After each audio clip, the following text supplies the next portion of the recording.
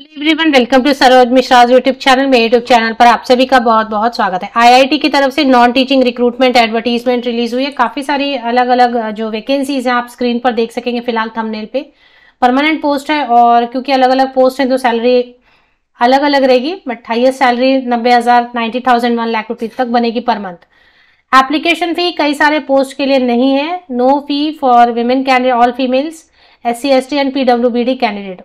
कुछ पोस्ट के लिए तो फीस बिल्कुल नहीं है, फीमेल्स के लिए, SC ST and PWBD candidate के लिए।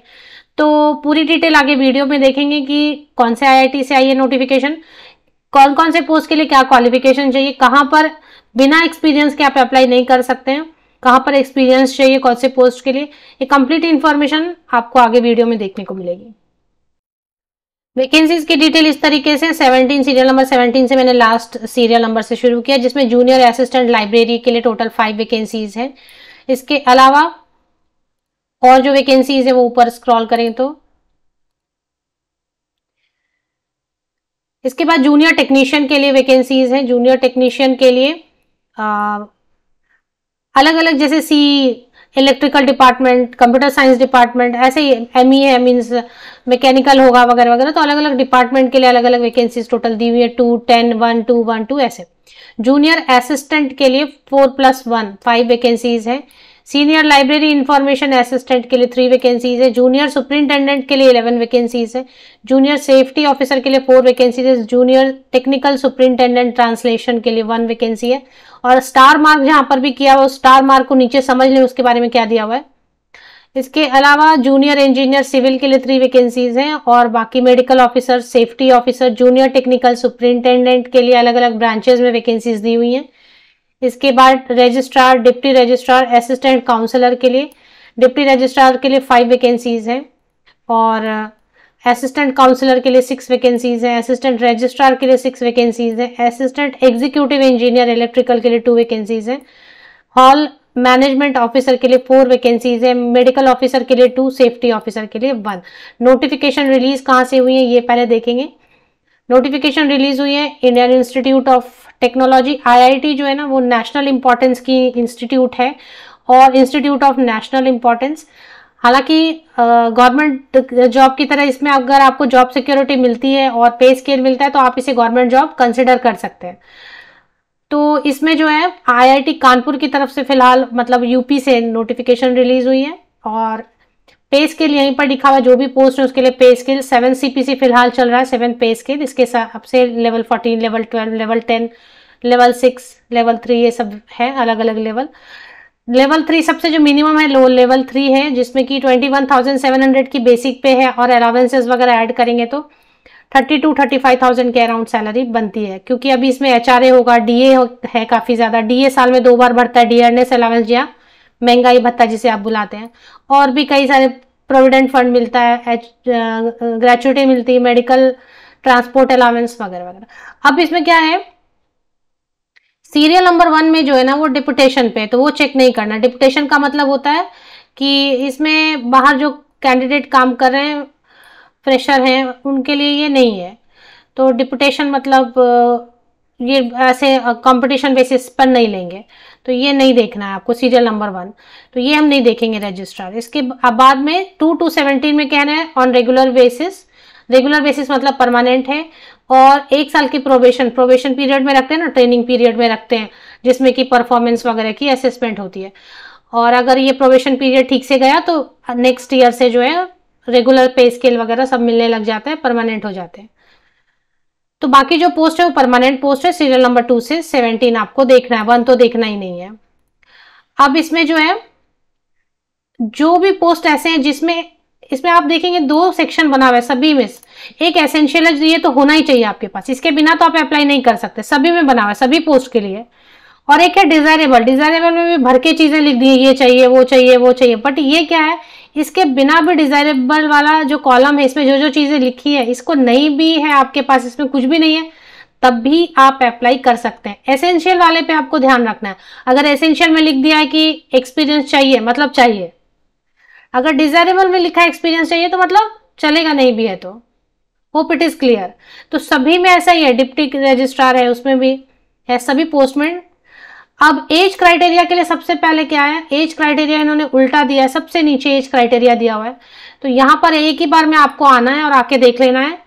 यहां पर आपको देखने में थोड़ा सा ध्यान रखना है। सीरियल नंबर 2 में जितने भी पोस्ट हैं उनके लिए अनरिजर्व कैटेगरी के लिए ओबीसी, एससी, एसटी, पीडब्ल्यूबीडी के लिए ऊपरी आयु सीमा दी हुई है। ग्रुप बी सीरियल नंबर 9 से लेके 14 तक जितने भी पोस्ट हैं उनके लिए सबके लिए एज क्राइटेरिया यहाँ पे कैटेगरी वाइज दे दी गई है, serial 9 to 14। Serial number 3 to 8 के लिए जितने भी पोस्ट हैं यहां से लेके यहां तक सबके लिए एज क्राइटेरिया दे दी गई है। सीरियल नंबर 15 to 17 के लिए सभी के लिए एज क्राइटेरिया यहां से यहां तक दे दी गई है। तो ये इस तरीके से एज क्राइटेरिया आपको चेक कर लेना है। 16 अक्टूबर 2023 यही लास्ट डेट है ऑनलाइन एप्लीकेशन की, क्लोजिंग डेट है। 16 अक्टूबर तक आप अप्लाई कर सकते हैं। आज 16 सितंबर को ये वीडियो बन रही है, आज ही लगभग नोटिफिकेशन भी सब जगह देखने को मिल रही है। तो 16 अक्टूबर तक लास्ट अप्लाई कर सकते हैं। एज यहाँ पे आके चेक कर लें, कैटेगरी वाइज एज दिया हुआ है। आप जिस भी पोस्ट के लिए अप्लाई करेंगे पेज नंबर 11 पीडीएफ एडवर्टीजमेंट की पेज नंबर 11 पे आके आप कौन से कैटेगरी से बिलोंग करते हैं, कौन सी सर्टिफिकेट आपकी रेडी, उसके हिसाब से एज एक बार में देख ले आके। अब वही पोस्ट कवर करेंगे जिसके लिए फीस भी देख लेते हैं, क्योंकि फीस भी अच्छी रहती है। अब यहाँ फीस के लिए क्या बताएं, यहाँ ध्यान से देखना पड़ेगा। ग्रुप ए में 1 से 8 तक के serial number 1 to 8 group A के पोस्ट है। इसमें पीडब्ल्यूडी एंड फीमेल कैंडिडेट को फीस नहीं लगेगा। 1 to 8 में पीडब्ल्यूडी एंड फीमेल कैंडिडेट को नो फी। तो मेल कैंडिडेट रहेंगे जनरल कैटेगरी के ओबीसी ईडब्ल्यूएस उनको 1000 और मेल कैंडिडेट एससी एसटी उनको 500 रुपया। और सीरियल नंबर 9 to 17 में जितने भी पोस्ट है ना उनके लिए SC ST PWBD and female candidate no fee. और बाकी जितने मेल कैंडिडेट हैं, जितने भी मेल कैंडिडेट हैं ओबीसी जनरल ईडब्ल्यूएस उनके लिए 700 fee will not be refunded और रीएडजस्टेड। ये सभी एडवर्टीजमेंट में लिख देते हैं, फी आपको रिफंड नहीं मिलेगी। भाई पढ़ लो अच्छे से, आप फिर अप्लाई करो, किसी के बोलने की बात नहीं है। आप पढ़ो पहले अच्छे से, फिर आप इसमें अप्लाई करो। अब इसमें क्या बोल रहे हैं कि टीएडीए नहीं देंगे रिटर्न या स्किल टेस्ट के लिए। अगर ग्रुप ए पोस्ट के लिए रहेगा तो एसी की टिकट वगैरह दे सकते हैं, अगर शॉर्टलिस्ट होते हैं तो वो ग्रुप ए पोस्ट के लिए। तो चलिए सीरियल नंबर 1 से 8 के लिए दे सकते हैं, वो इंटरव्यू के लिए आने जाने का देंगे, ट्रेन का एसी टिकट। बाकी पोस्ट के लिए नहीं देंगे। अब यहाँ से आप शुरू करते हैं, क्योंकि जैसे मैंने आपको बताया डिजायरेबल वाली चीज आपके पास नहीं है तब भी चलेगा, एसेंशियल वाला चीज होना ही चाहिए तभी आप अप्लाई कर सकेंगे। तो जूनियर असिस्टेंट लाइब्रेरी है तो बैचलर डिग्री इसमें अप्लाई कर सकते हैं, नॉलेज ऑफ कंप्यूटर है तो। और इसमें अगर library science hands on experience है तो डिजायरेबल में लिखा, ये नहीं भी है तो चलेगा। एनी ग्रेजुएट इसमें अप्लाई कर सकते हैं। क्या काम करना होगा सभी पोस्ट के नीचे लिख दिया अच्छे से। तो पोस्ट काफी है, सारे पोस्ट में कवर नहीं करूंगी, 3-4 पोस्ट जो एनी ग्रेजुएट वाले वो मैं कवर कर देती हूँ। 10-12 के लिए यहाँ पे कुछ भी नहीं है फिलहाल, मुझे कुछ भी 10-12 के लिए नजर नहीं आ रहा है। इंजीनियर्स के लिए है, डिप्लोमा इंजीनियर्स के लिए है, एनी ग्रेजुएट के लिए है, ये सब है। तो ये जूनियर टेक्नीशियन वाली पोस्ट है ना, वो इंजीनियर्स कर सकते हैं अप्लाई, फ्रेशर इंजीनियर्स कर सकते हैं। जैसे कि सी है तो सिविल इंजीनियरिंग में इंजीनियरिंग की है तो कंप्यूटर इंजीनियर्स कर सकते हैं दूसरे वाले में, जियोलॉजी अर्थ साइंस वाले कर सकते हैं तीसरे में, मैकेनिकल तो इस तरीके से मटेरियल साइंस लास्ट वाले में, पीएच मतलब फिजिक्स वाले बैचलर डिग्री फिजिक्स वाले कर सकते हैं, या इंजीनियरिंग फिजिक्स है तो भी कर सकते हैं। डिप्लोमा वाले भी कर सकते हैं, लेकिन डिप्लोमा वाले को 3 साल एक्सपीरियंस एसेंशियल रहेगा। तो ये 2 पोस्ट मैंने आपके लिए कवर कर दी। बहुत सारे पोस्ट कवर नहीं करेंगे क्योंकि जूनियर असिस्टेंट की एक पोस्ट आपको देखना होगा, लेकिन पोस्ट के आगे फॉर्म के आगे स्टार लिखा था, वो स्टार का मतलब आप पढ़ लें। डिजाइनेबल वाला नहीं है तब भी चलेगा। इसमें क्या लिखा है एनी ग्रेजुएट, तो एनी ग्रेजुएट अप्लाई कर सकते हैं जूनियर असिस्टेंट के लिए।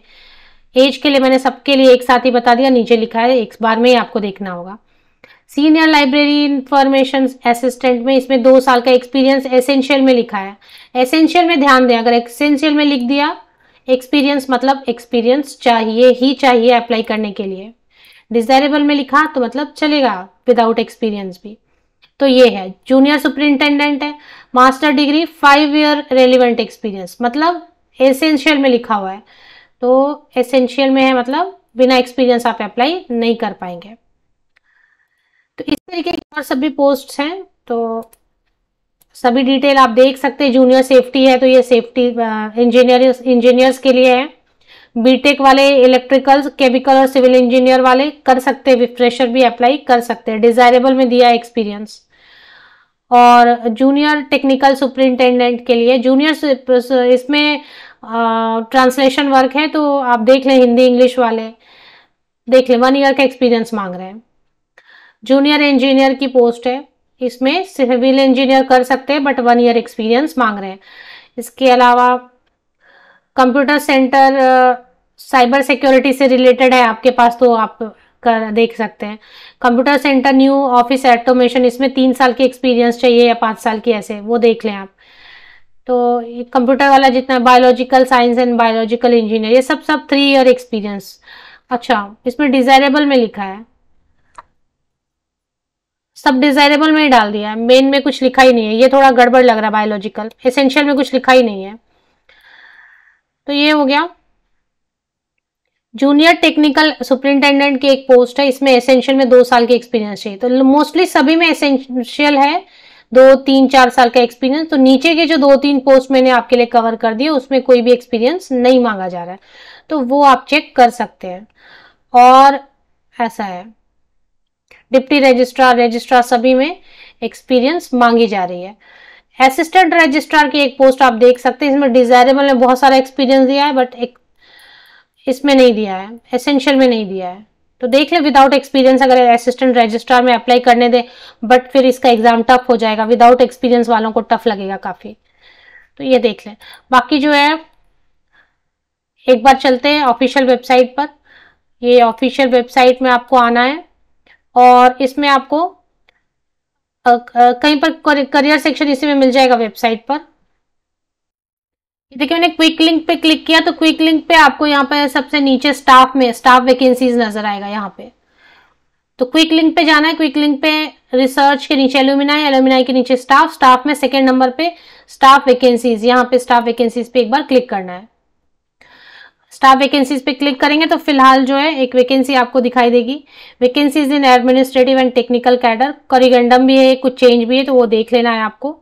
और इसके बाद इसी में सारी डिटेल्स आपको देखने को मिल जाएंगी।